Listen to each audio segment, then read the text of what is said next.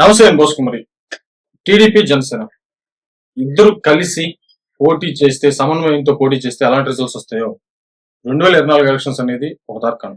ఇదే కాదు, ఇక చరిత్రలో ఎప్పుడైనా సరే రెండు పార్టీలు, రెండు బలమైనటువంటి పార్టీలు ఏకమై ముందుకు కానీ కొనసాగితే సమన్వయంతో నాయకులు ఒకరినొకరు తగ్గించుకుంటూ, ఒకరు ఎక్కువ కాదు ఒకరు తక్కువ కాదు అన్నటువంటి కోణంలో ముందుకు తీసుకెళ్లేటువంటి ప్రయత్నం కానీ చేస్తే అంత భారీ విజయం వస్తుంది. అంటే నాయకులు కానీ తగ్గించుకొని, తమ ఈగోలు తగ్గించుకొని, తమ స్థాయిని తగ్గించుకొని ఒకరికొకరు సమన్వయంతో రాష్ట్రం కోసం పని చేస్తామని చెప్పేసి పవన్ కళ్యాణ్ గారు, చంద్రబాబు నాయుడు గారు చెప్పారు. అదే విషయాన్ని చూపించారు, ప్రజలు అదే నమ్మారు. జన సైనికులు అదేవిధంగా టీడీపీ కార్యకర్తలు కలిసి పనిచేశారు, ముందుకు తీసుకొచ్చారు. భారీ విజయం లభించింది. 151 సీట్లు ఉన్నటువంటి అఖండ విజయం సాధించినటువంటి జగన్మోహన్ రెడ్డి గారికి 11 సీట్లతోటి అత్యంత ఘోరమైనటువంటి ఓటమిని కట్టబెట్టింది ఈ కూటమి కలయిక. మరి ఇలాంటి కూటమిలో ఇప్పుడు ఆధిపత్య పోరు, జన సైనికుల మీద టీడీపీకి సంబంధించినటువంటి నాయకులు కానీ కార్యకర్తలు కానీ దాడి. ఏదో ఒక రోజు, ఏదో ఒక మూల, ఏదో ఒక టైంలో ఖచ్చితంగా వార్తలు వినిపిస్తూనే ఉన్నాయి. దీనికి సంబంధించి నాయకులేమో తమను నిరూపించుకోవటం కోసం, అంటే టీడీపీకి సంబంధించి చంద్రబాబు నాయుడు గారు తనను తాను నిరూపించుకోవాలి, ఉన్నటువంటి అవకాశాన్ని సద్వినియోగం చేసుకుంటూ అమరావతిని నిర్మించాలి, పోలవరం నిర్మించాలి, టైం చాలా తక్కువగా ఉంది, ఈ టైంలో మొత్తం కంప్లీట్ చేయాలి, ఒక 25 సంవత్సరాలు పట్టేటువంటి రాజధాని 10 సంవత్సరాలు వేస్ట్ అయిపోయింది కాబట్టి 5 సంవత్సరాల్లోనే ఒక రూపుకు తీసుకురావాలనేటువంటి లక్ష్యంతో కసిగా పనిచేసుకుంటూ వెళ్ళిపోతున్నారు చంద్రబాబు నాయుడు గారు.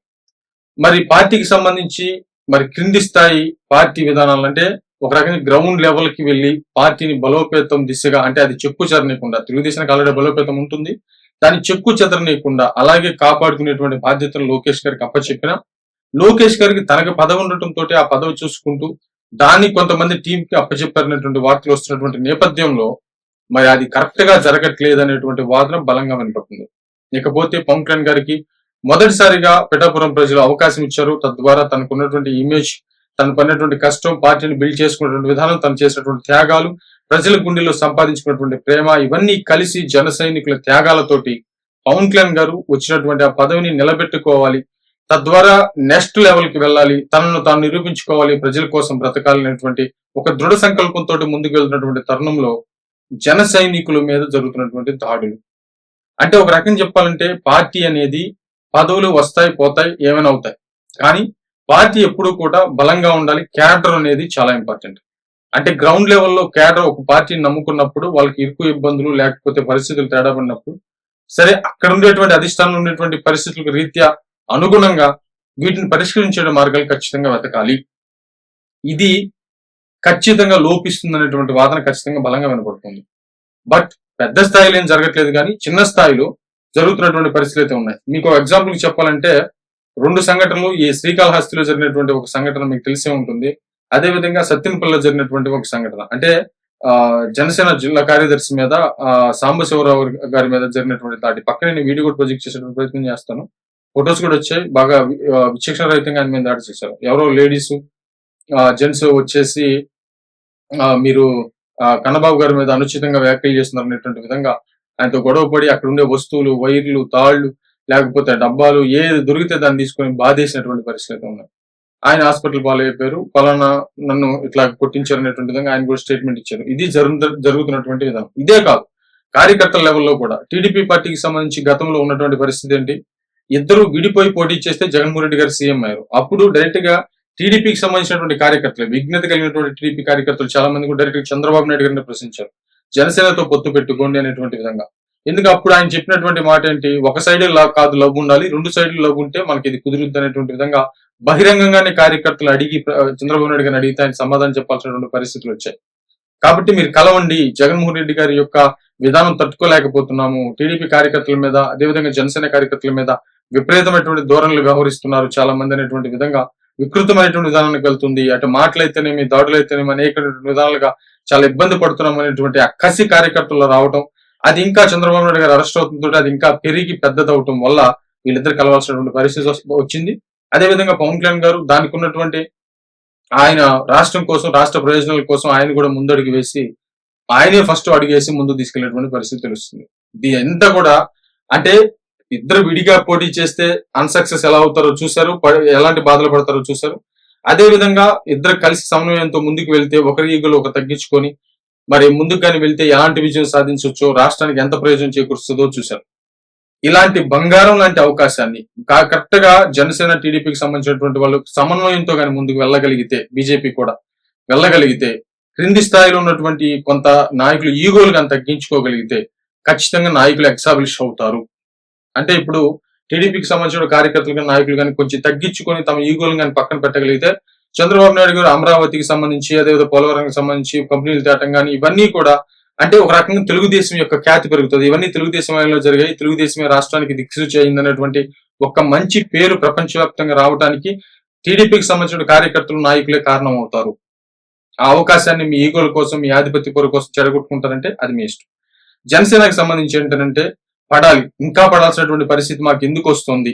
మేము అంటే మామూలుగా జనసేన పార్టీ కోసం అహర్నిశలు కష్టపడ్డాం, ముందుకు తీసుకువెళ్ళాం, కానీ మమ్మల్ని పట్టించుకోవటం లేదు అనేటువంటి విధంగా మాట్లాడటానికి బదులు నాయకుడు పడుతున్నటువంటి కష్టం ఏంటి, అంటే నాయకుడికి అధిష్టానంలో ఉన్నటువంటి అంటే ఆయనకు ఉన్నటువంటి అవకాశాలు ఏంటి, దాన్ని ముందుకు ఎలా తీసుకెళ్ళగలుగుతున్నాడు, ఇప్పుడున్నటువంటి ఈ ఛాన్స్ ని ఎలా ఉపయోగించుకోవాలి అంటే మూర్ఖంగా ఆలోచించేటువంటి కార్యకర్తలకు చెప్తున్నాను. అంటే దాడులు జరిగేంత దిశగా వెళ్లకుండా కొంచెం ఓర్చుకొని, కొంచెం మౌనం పాటించి తమకు తాము ఈగోలు తగ్గించుకొని, అంటే జనసేన పార్టీ ఒక స్టెప్ మాత్రమే ఎదిగింది, ఇంకా చాలా స్టెప్స్ ఎదగాల్సినటువంటి పరిస్థితులు అయితే ఉన్నాయి. ఈ ఎదగటానికి ప్రధానమైనటువంటి కారణం ఏంటంటే ఓర్పు, అంటే నిదానం. అంటే కొంత ఈగోలుగా తగ్గించుకొని కొన్ని సాక్రిఫైజెస్, కొన్ని త్యాగాలు ఖచ్చితంగా చేయాల్సి వస్తుంది. ఆ త్యాగాలు చేసినప్పుడు ఏంటంటే నాయకుడు కష్టపడి, రైతులకు కష్టపడి చేసేటువంటి పని ప్రజల్లోకి తీసుకుని వెళ్ళగలిగితే ప్రజలు పవన్ కళ్యాణ్ గారిని ఆదరిస్తారు. ఆదరించి ఆ తర్వాత ఆయన రాజకీయాల్లో ఉన్నతమైనటువంటి శిఖరాలకి ఎదగటానికి అవకాశం ఉంటది. మళ్ళీ వీళ్ళిద్దరు కలిసి ఇద్దరు కొట్టుకుంటారు, సమన్వయం లోపించింది అనేటువంటి విధంగా వార్తలు రావటం, వైసీపీకి ఈ లూఫోల్ గా దొరికితే దాన్ని కానీ టేకప్ చేస్తే ఖచ్చితంగా పార్టీలో అంతర్గత విధానాలు అనేటువంటి విధంగా వాళ్ళ ఛానల్స్ రాస్తాయి, మాట్లాడేటువంటి సోషల్ మీడియా అలాగే మాట్లాడుతుంది. బట్ అదే విధంగా ఏమవుతుందంటే వెంటనే ఇద్దరి మధ్య చిలికలు ఏర్పడతాయి. ఇప్పుడు పౌరుషాలకో ఇంకోటానికో పోవాల్సినటువంటి సమయం అయితే ఖచ్చితంగా కాదు. ఉన్నటువంటి అవకాశాన్ని సద్వినియోగం చేసుకునే టైం అటు టీడీపీకైనా ఇటు జనసేనకైనా సద్వినియోగం చేసుకునే టైం. ఆధిపత్య పోరులు అనేవి ఇప్పుడు ఉండాల్సినటువంటి విధానాలు కాదు. ఖచ్చితంగా సమన్వయంతో కానీ ముందుకు వెళ్ళగలిగితే 10 నుంచి 15 సంవత్సరాల పాటు ఏకదాటిగా ఖచ్చితంగా పరిపాలన చేయొచ్చు. అవకాశం ఇప్పటికీ ఉంది. కాబట్టి జనసైనికుల్ని జనసేన నాయకుల్ని చాలా చోట్ల ఇబ్బందికి గురి చేసినటువంటి పరిస్థితులు నిజం. అదేవిధంగా టీడీపీ జోలికి చాలా తక్కువ జనసేన వాళ్ళు వెళ్ళటం అనేది. కానీ జనసేన వాళ్ళ మీదకే టీడీపీకి సంబంధించినటువంటి వాళ్ళు ఒంటికాల మీద లేస్తూ చాలా ఇబ్బందికి గురి చేస్తున్నటువంటి పరిస్థితులు అయితే ఉన్నాయి.